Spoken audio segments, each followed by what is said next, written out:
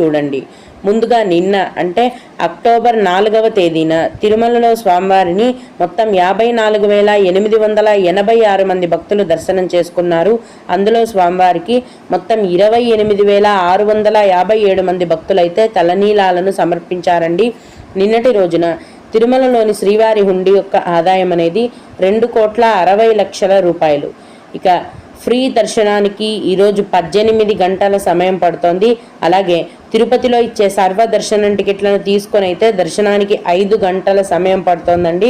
300 రూపాయల ప్రత్యేక ప్రవేశ దర్శనం టికెట్లు కలిగి ఉన్న భక్తులకు దర్శనానికి 4 గంటల సమయం అనేది పడుతోంది. దీన్ని బట్టి ప్రస్తుతం తిరుమలలో భక్తుల యొక్క రద్దీ అనేది ఎక్కువగా ఉందండి. దసరా సెలవులు, బ్రహ్మోత్సవాలు కూడా జరుగుతున్నాయి కాబట్టి రద్దీ అనేది ఎక్కువగానే ఉంది. ఈరోజు కొత్తగా ఫ్రీ దర్శనం క్యూ లైన్లో ఎంటర్ అయ్యే భక్తులకు మొత్తం దర్శనమై బయటికి రావడానికి 18